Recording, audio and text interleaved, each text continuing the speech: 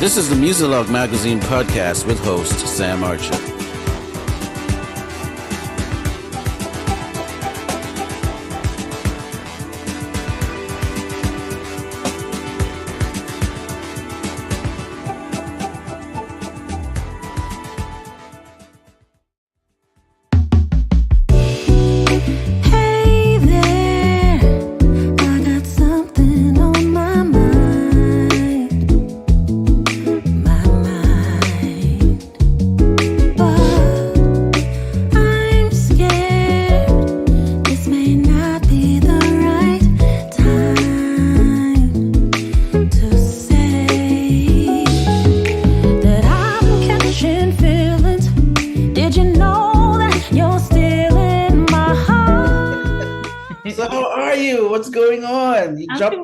Single, you sort of changed gears a little bit in terms of the speaking and so on.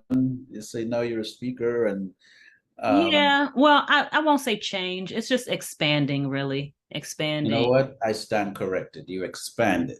I expand. There's so many things that I enjoy doing. Music being what I would say I always come back to music. It's something that has always been, no matter if I get a project here or if I'm speaking there or whatever, it doesn't matter. Music is always what I come back to do for myself. And also, of course, for my fans and supporters. I've also gotten into custom songwriting as well. So I'm starting to write songs specifically for people and maybe. I just saw something about that. They're looking, I think it's like a new, well, not that it's new, but it's something that's picking up where folks are writing specific songs for specific situations. Yes. Or songs are being tailor-made to a particular person, especially for couples and things like that. Yes. So I'm doing that. I just launched my business. I just launched that expansion. Okay. Last week. So it's cool because I've been getting a lot of interest in it. And so I have a couple of meetings already for that. And for people, also for businesses, organizations, for brands. So it's something that I've thought more about now because I've been writing. I've been, of course, writing for my releases and all those types of things. And I've been writing for TV, film, and ads. So I want to get into sync placement. I had a sync placement some years ago, but just in the past year, I'm starting to focus more on it. But while I'm in writing mode, I'm like, let me find people who actually want something tailor-made for them. And so it's nice because I can continue to stay in writing mode. Yeah. Well, and it helps you to stay sharp. Exactly. I need to get back there too. So I'm I'm rusty as heaven, right? Yes, I'm in a good space because I've just been writing so much and collaborating with a lot of people. Whether I start a song off or someone sends me some music, the songs seem to be really coming very quickly. So we have an existing standing date for Soul Music Vineyard too. So yes. All right. So I'm going to keep that in mind because whenever I get a moment, I'm going to get some time to really, respond with that. But let's start. Today's about you. And I'll just tell a little story. So I'm listening to Spotify one day. I don't remember whose record it was. Somebody I was playing, and then the song comes on, an a cappella song. And sometimes you hear something and you got to stop. You're like, hey, what's this? And so I listened for a little while. I'm like, okay, I could rock with this. Okay. And then so I had to look and see who it was. I'm like, you're hearing a voice, but sometimes with voices, you're not sure if it's a voice that you know, right, or if it's familiar. I'm like, well, it's a nice voice, but I don't know if it's familiar. I don't know if I know that voice. I don't even know this voice. So then I look and I'm like, okay, I never heard of this artist. And the song was, and I'm looking here because I have the Spotify thing up. It's Sweet Lovely Curse, right? Sweet Lovely Curse. Yeah. So I was like, okay, So of course I gotta do a little Googling. I gotta do a what they call those guys, Search. the stalker people. Oh, you In a started good way, stalking in me. a good way, Yeah, yeah, good stalker, good stalker. not in a scary way. So I was like, okay, so I ended up with a website, and it's like, and I think that's where I reached out and say, hey, I like what you're doing, and that we're doing the Muzilog, and I think I invited you. So, Yes. I like, didn't realize that was the song. I didn't realize Sweet Lovely Curse was the song that came up. That's cool. That was the yeah, I song. think what happens is, and I might be wrong, but I think, well, Apple does it too. It's sort of like the platforms, they find a way to figure out what you like to hear. Yeah, it's an algorithm thing. Yeah, something like that. So what happened was I was listening to a particular record, and then it would just start playing other songs. So Something similar to what you're listening to. yeah, Yeah, yes. that's So cool. then when that came on, I was like, okay, this AI thing is getting under my skin, but Yeah, I like it. I like it. but I survived. So let's start a little bit in the beginning. I mean, let's really go into this interview. So you are originally from where, and when did you start getting into loving the music thing? Yes. So I was born in Columbus. I'm originally from Columbus, Ohio. I was raised in Cleveland, Ohio, suburb, Shaker Heights, Ohio. I should say Shaker Heights, Ohio. Okay, That's a okay. suburb of Cleveland, but to the broader community, I'm raised in Cleveland. And as a young girl, I was always very creative, always kind of playing around the house, singing to everything. I always loved music. I was naturally drawn to music. It was nothing anybody had to kind of coax me into. It was just a part of what I just Okay, loved. okay. My parents both always had music all around the house. My mom had soul music playing around the house. Uh, my grandparents loved they had a lot of musical theater, Broadway musical tunes in their house. So I listened to The Wiz, I listened to old jazz songs and just a lot of different music. My dad listened to jazz and reggae. My father is Jamaican, so he listened to a Mm, lot of reggae and okay. praise and worship music. So there was, and I grew up during the MTV and Video Soul era and VH1 where they actually played music, right? They played music videos. So then I had this other side of my brain that really loved top 40 music. Mm-hmm. So I love soul music and reggae and pop music and top 40 music. So I let's see. So by the time I was in the fourth grade, fourth grade, I really started to take lessons. And reason being too is because I was always singing around the house and playing around the house, but I had an opportunity to be in a play, a fourth grade play, Oh. and I sang all the time, but this was my opportunity to audition for this play. And Mm, mm. I sang You've Got a Friend. That was the solo that we were going to do. And I sang You've Got a Friend. It was the first time like I sang outside of the house. And I remember my fourth grade teacher, she was playing the piano and she was like, sing that again. Sing that again. And I remember feeling like not much fear around singing. You felt I had more comfortable. fear. Yeah, I had more fear around speaking publicly. Oh, okay. And but around singing I didn't because it was just very, very natural to me. It was really a way that I communicated. I mean, music was just always around, so it was just naturally easy for me to sing. And I remember being in this play, and I did this solo. I had my first solo in the fourth grade play at Moreland Elementary School, and it felt very, very natural and very good. And not just to be able to sing in front of an audience, but it felt good for me to hear myself amplified. I was like, Mm. oh, it sounds really cool to hear my voice loud out there.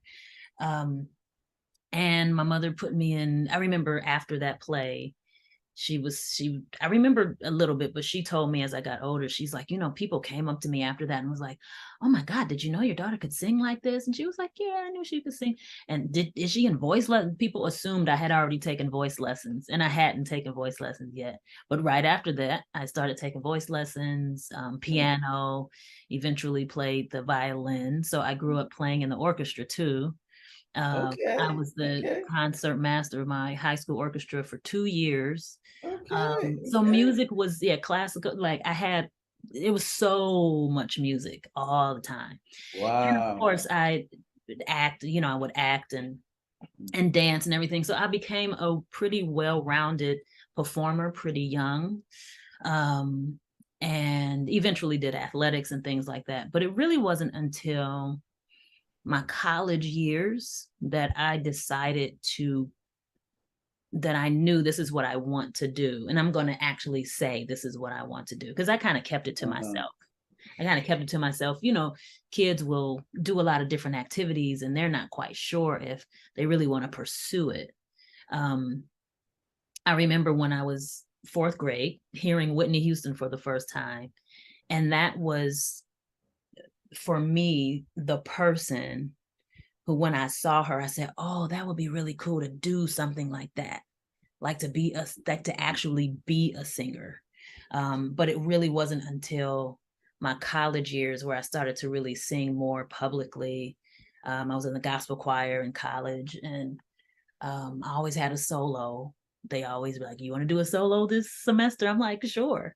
And that was when I really began to come out, and I started acting a lot more in college too.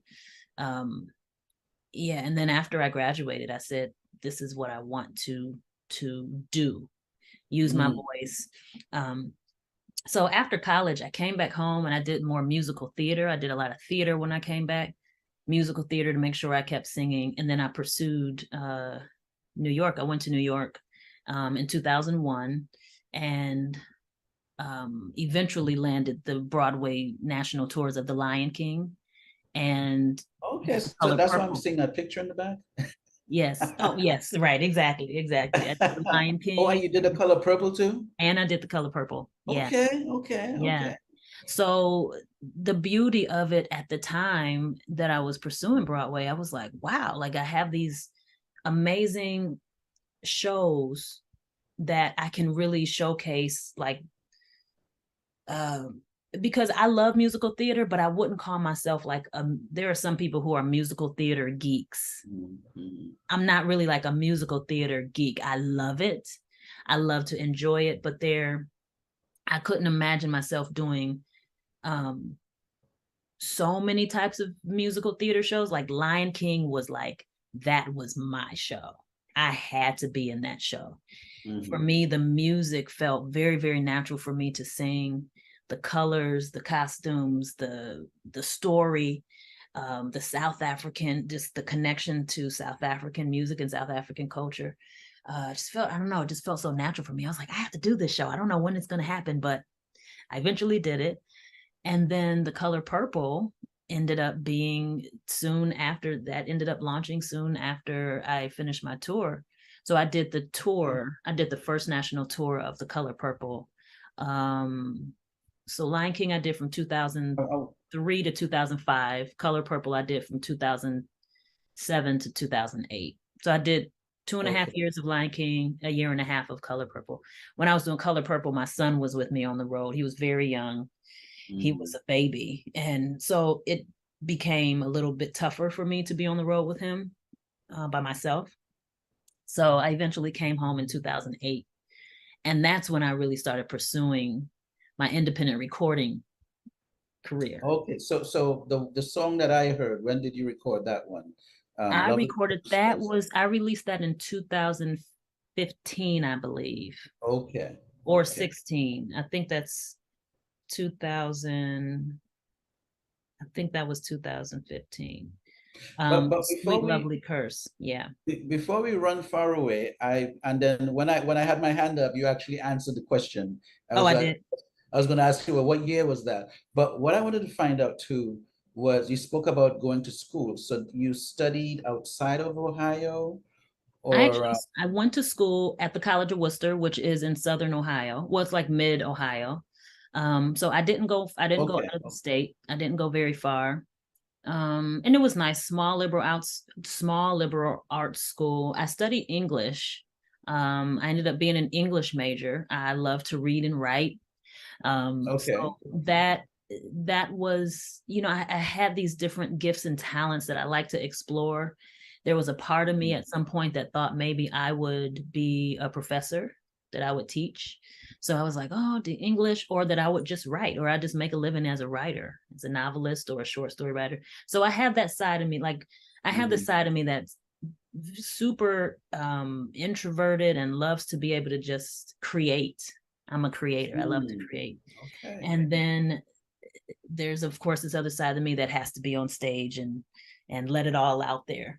But once I got back on stage, once I really was on stage in college, I wanted to continue with that feeling.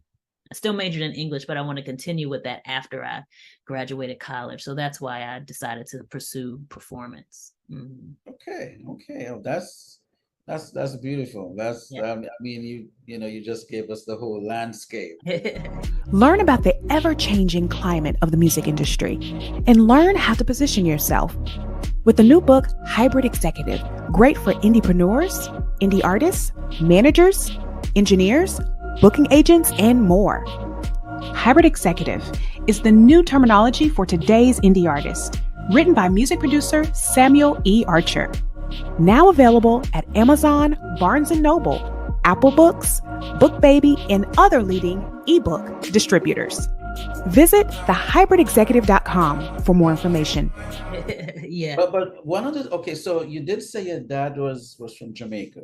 Yes. So mom is from the Ohio area, or was My she mother, from? yeah, my mother's from Cleveland. My mother is from where I'm from. Yeah, my mother's from Cleveland, Ohio. They met at Ohio State. They went to Ohio State together.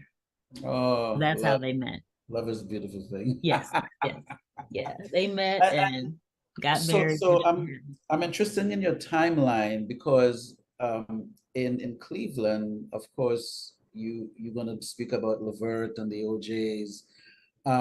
Did they play? I mean, did you sort of interact with them at all at any time, or were you just totally on a different path? Yes.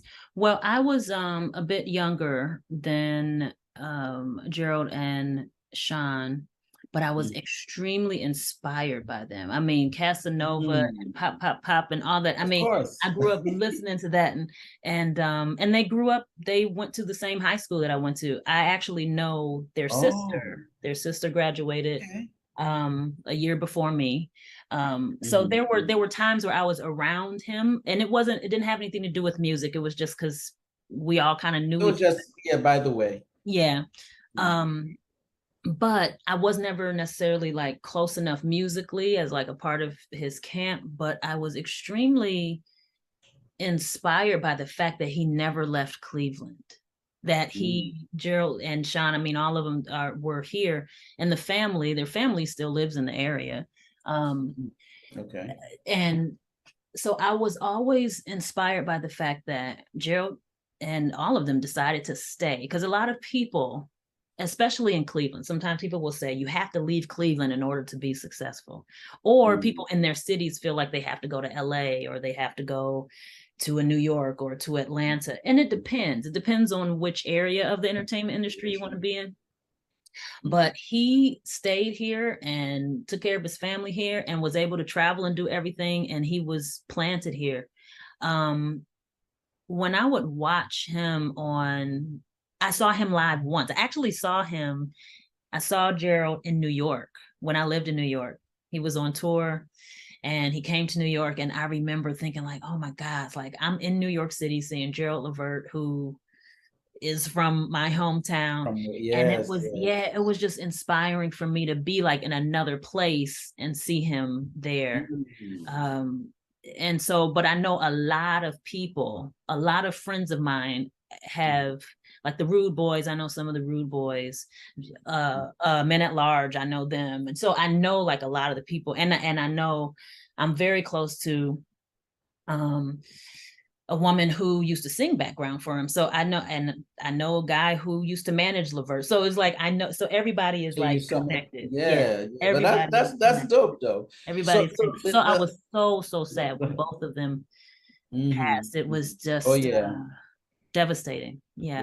That was a loss. Definitely a loss. Definitely a loss. But a huge one thing I would say about, I mean, the OJs and Gerald Levert and just that and Levert, I shouldn't say just Gerald Levert, but Levert, just that the legacy that we can say as Clevelanders go, you know, they are from here. They were from here.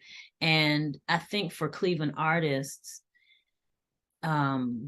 we have them to point to say we can still do it however we want to do it, you know. Sometimes people in their cities can be very discouraged as artists, and every now and then you need a person to go, oh, you know, well, they can do it, I can do it. Yeah.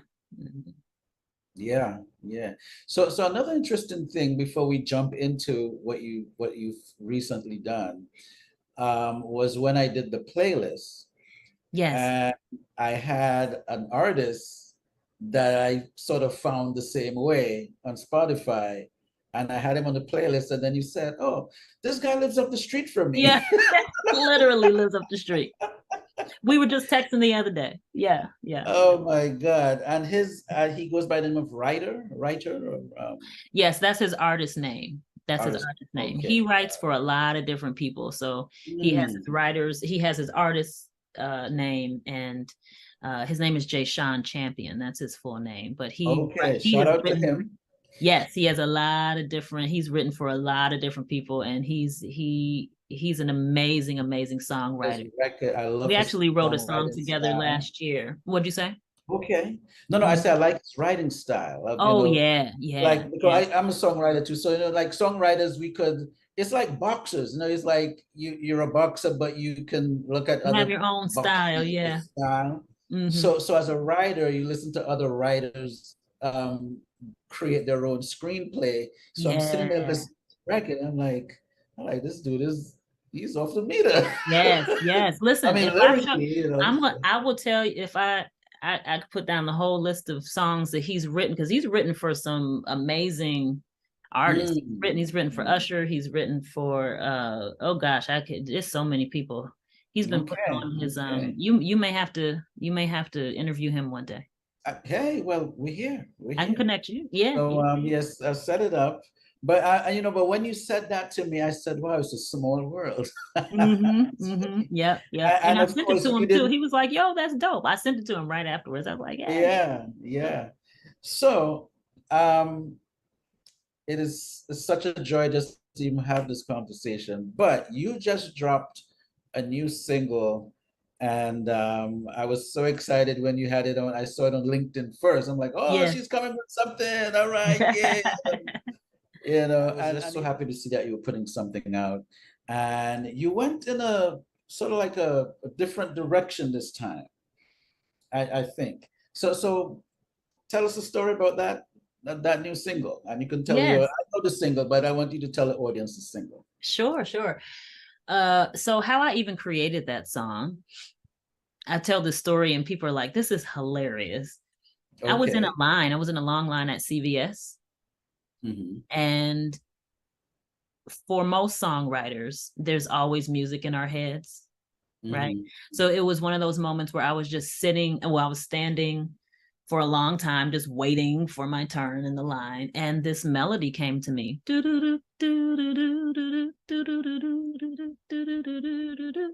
I was like, oh, that sounds pretty cool. I wonder what that could be. And eventually, by the time I got to the car, that full hook was there. What if I fall in love with you? So I was like, oh, that's really cool. So one of my collaborators, B. Golden, who is an amazing songwriter, producer, artist in his own right as well, I sent it to him. I was like, hey, I have this really cool idea.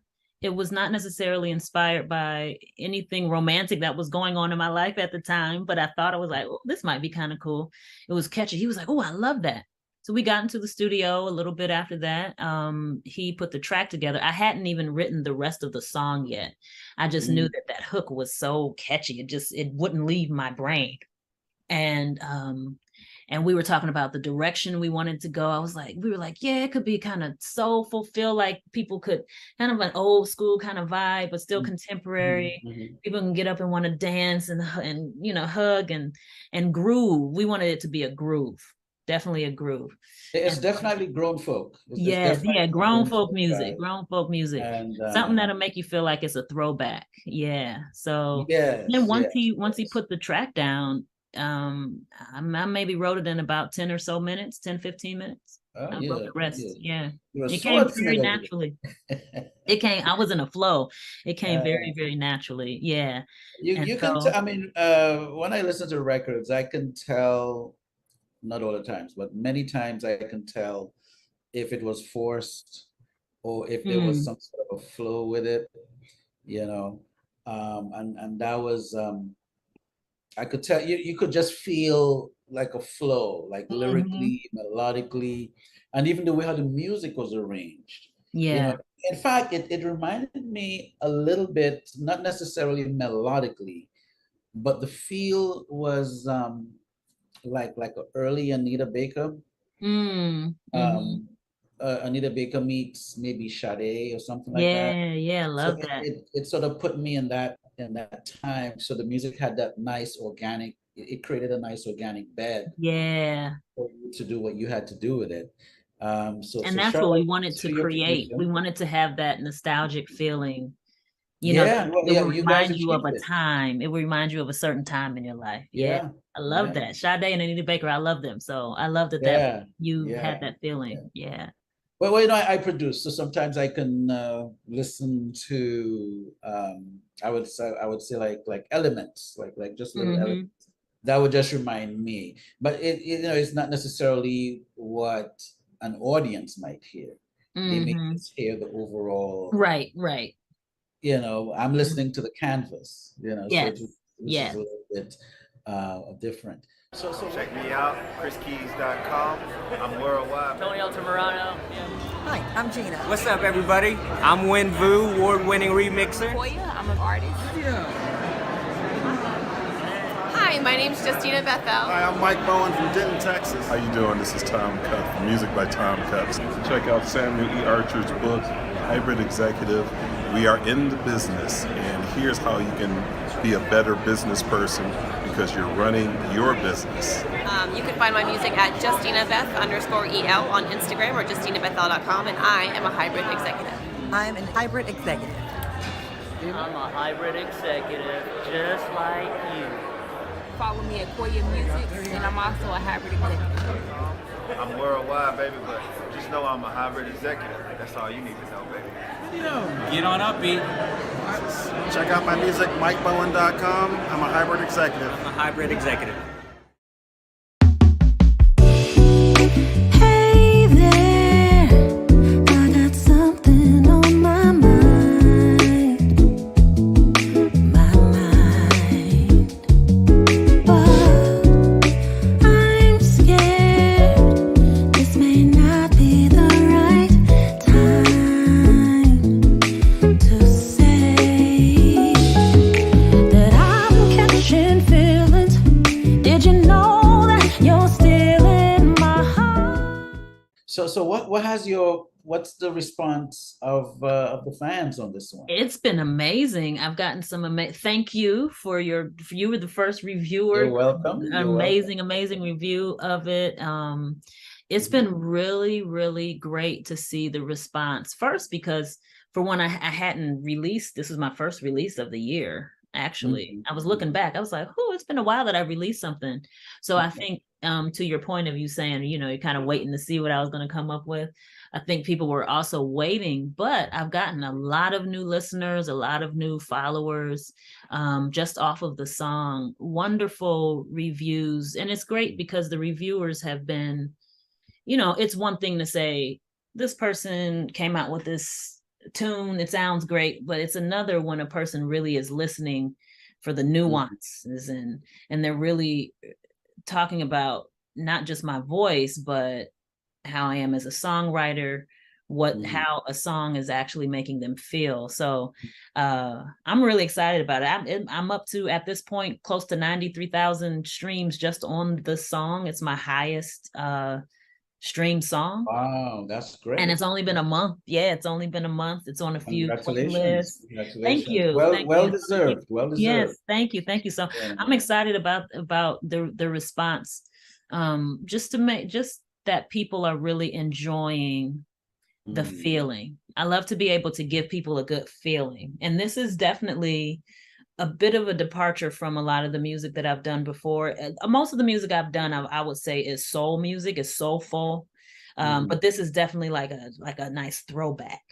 Yeah, well, I, when I heard from the intro, I'm like, okay, she's kind of going a different way, but it was still good. It was still good, And I think we're probably in a cycle where everybody from music listeners, I even see a lot of young people that are younger than me getting into the older styles. So even if the material is new, but you would think that they'll be more just on like a Travis Scott or a Drake or and then they'll just switch up and be busting a Luther or well, Freddie Jackson, and you're like, huh? You're like, what? Yes. Well, there are so many great singers now, like young people. I love to see, sometimes I just watch on Instagram, like all the new voices that are coming out. And I mean, people are studying, because in order to really sing, you got to study the older folk. You can't really study the new folk. I mean, now you can study the new people, but the new people who really sing, they are studying the older. You can tell that they were studying, exactly. You listen to her, I know she has a whole canvas of folks that she studied to do what she's doing today. You can, actually, when she came out, and I told my daughter, my eldest daughter, she was into Janae, and there was another artist that she was into. So she was into those. I love Janae. The duo. Janae Aiko. Oh, Janae Aiko. There was another artist, I think, what's her name again? I forgot her name. But she was, they were like two artists that, that she was listening to. And she liked Mindless Behavior, right? That was one of her favorite groups. And then I heard hers record, and I was like, yo. And I told her, I say, I think people are gonna like really get into this girl right here. Yes. And so she checked it out, but she was kind of like, well, I don't know what you're talking about, Pops. But eventually, her brand grew. Oh yes. And she's been at it for a long time. I mean, I remember the child. Yeah, she's been at it for a long time. So people, and the good thing about people knowing that about her too is a lot of people they think they're going to get into the industry and it's just going to pop really, really fast. And for some people it might, but in most cases, people have been at this. Like I've been professional for over 20 some odd years, 25 years, professional actress, singer, all of this. And so when people just hear about me, they're like, where have you been? I'm like, oh, I've been at this for a long time. I've been here, but sometimes maybe the breakthrough doesn't come until a little bit later. Like somebody like her, although she's very, very young, some people don't realize, I mean, she's in her 20s, but she's been at this since she was a girl. Yeah, she's been at this since she was a young girl, And so those quick, what do they say? Fast don't last, but slow is for sure. I don't know if you've ever heard that, but it's like sometimes if it comes too fast, especially if you're not mature enough to really handle that and really know what type of career you want, because some people want to be like super, super famous and want the stardom and the celebrity. They think they want it, but then sometimes when they get it, they're like, oh, I don't know if I want all of this, I've seen people come to the door and then they just they turn around and run away. But there's some truth to, I mean, look at Destiny's Child. They didn't get in right away. They've been at it since they Jay-Z were didn't kids. get him right Yeah, away. yeah, yeah. You know, I just saw a clip recently with Dame Dash. She said, "Look, man, I took Jay to every label, and they Mm-hmm. all." Mm-hmm. Yeah. And you know, Yeah. sometimes you just got to believe that, you know what, we can do it. And that's what they did. They're like, all right, well, don't worry about them. And I mean, look at where he is now, Yeah. opposed to all the folks that Mm-hmm. they knew what it was Mm-hmm. to let him know back then. Yeah, Yes, yes, like yes. whole night and day. But yeah, I mean, even me, I've been in the game for a minute, you know. Mm-hmm. There was a time my phone was ringing off the hook. Mm-hmm. Well, it was a dial. Yeah, right. Rotary jam, right? Um, Yeah. to the point where, yeah, I might get a call, but it's not really about, well, Sam, I wanted to produce this, or Sam, I wanted to write that. Mm-hmm. It's more of, so how you doing? How are the kids? Mm-hmm. Mm-hmm. And that's what it is. Yeah, that and same then way for me. the music is way down the list. So you still do music? Yeah. Like, yep, I do. I sure do. Not really. Like when you heard something? Mm-hmm. No, I didn't hear anything. Oh yeah. Just asking. Just asking. Yeah, it's just because they know the background. So. Yeah, yeah. And I think too, what happens is because the way the media has set up how artists have Mm-hmm. the way careers have looked, it looks like everybody's journey is supposed to look like that. You know, like I've had people come to me, they're like, why aren't you out there all over the world yet? And I'm like, you know what? I'm somebody's mother. You know, I'm a single mom. I have different priorities, and it doesn't mean that I can't necessarily be all. I mean, there's just a certain lifestyle that I wanted for myself and for my child at this time in his life. And you know, maybe some years down the line, I will be all over the place, possibly if that's what I want.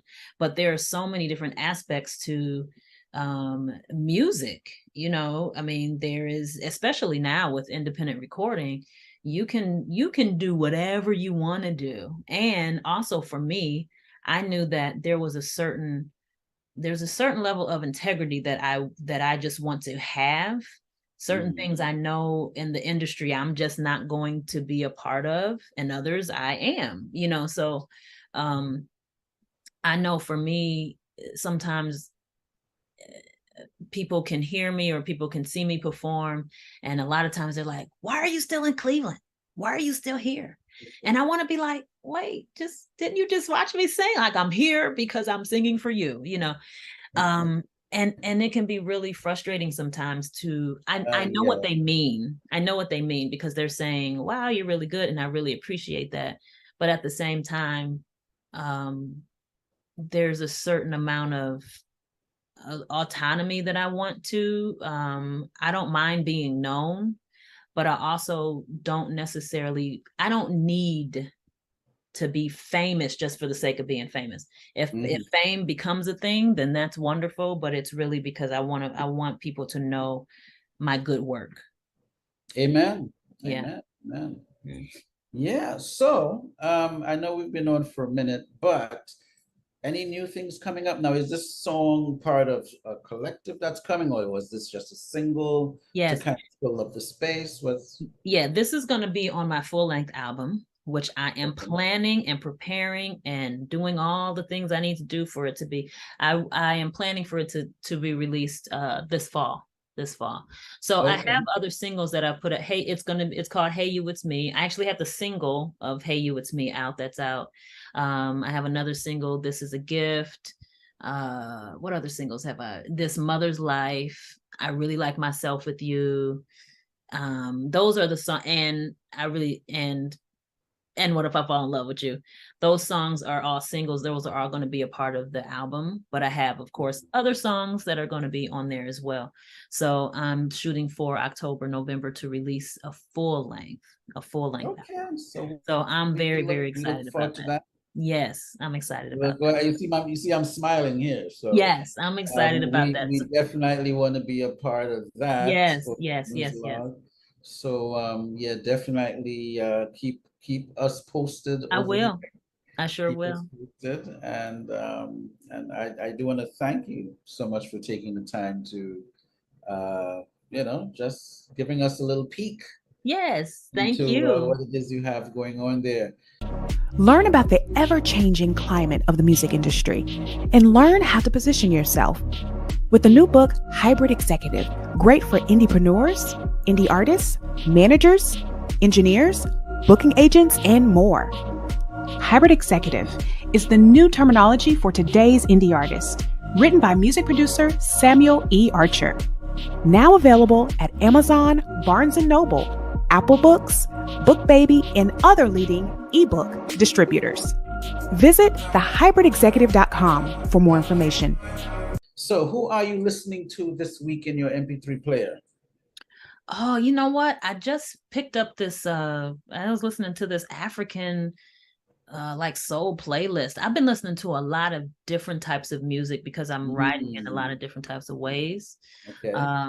So a lot of kind of like DJ music just to like feel a certain way, kind of like to raise my vibration. There's this great South African DJ, Black Coffee. I'm listening to him a lot. Okay, I may have heard of him. Yeah, he's good. He's really good. Okay. But I'm honestly listening to most of the music I'm listening to is the music that I'm creating. Okay, nothing wrong with that. Nothing wrong with that. Most of the music I'm listening to now. I got two more questions. These are just funny questions I asked my guest. So, what is your favorite meal to prepare? My favorite meal to prepare. Okay, I don't prepare it a lot, but it's pretty good when I do make it. Curry chicken and rice and peas. I don't make it a whole lot, but I can make a pretty good curry chicken and rice and peas. Yeah. Okay, and this is me just prying in. Being that you brought it up, how close are you to the Jamaican side of your family, or should I say the Caribbean side of the family? Yes. Well, my dad and I are very close. Most of the family that's here is in New York. So I'm not as close to that side of the family, but my grandmother, who has passed away some years ago, his mom, we were very close. But I haven't been to Jamaica in a while. I need to go back. But my father has been here he's been here since he was a teenager. So most of the people from Jamaica are here in the States. Yeah. But I'm closer, I would say I'm closer to my mom's side of the family. Yeah. Because we're all kind of in the same area. Yeah. But my dad, we hang out all the time. Yes. Oh, we hang out all the time. Shout out to him. With my dad. Shout out to him. Yeah. Yeah. And what is your favorite color? Purple. Oh, you're wearing purple today. See, lilac, like a lilac. This is kind of lilac. Purple, but I like a light purple. Yeah, like a lilac. Yeah. Well, you're into the purple colors and so on. All right. Well, listeners and viewers, you had a chance to check out Miss Mariama Whyte, and she has this new single out, and of course, I'll have the information in the area, in the note, right, and so on. Once again, I thank you for your time. This was great. Thank you so much. Lovely. I haven't done one of these in a minute. That was fun. So this is me kind of getting back on the train and trying to get things up and running again. Yes. But I do thank you. Can I tell people where they can find me, or you're going to write that in there? We'll have it, but you can talk about it. You can mention it. So I like to say this because there's all types of social media, of course, Instagram, I'm on Twitter, I'm on Facebook, all under Mariama Whyte, MariamaWhyte. But I also love people to sign up on my mailing list, because I can really, I form a lot of relationships there. I keep in touch with my mailing list. So they can go to mariamawhyte.com and sign up on my mailing list right there. And I keep in touch. And sometimes I'll send special announcements just to my mailing list. So I like to to inform people there too. Yeah, of all my updates. Okay. All right. Yeah. Well, thank you, and make it a great day, and we will be in touch. Thank you so much. It was wonderful to hang out with you, Sam. Same here. Same here. All righty. Bye-bye. Bye-bye. Be sure to visit our website, Muzilog.com. MUZILOG,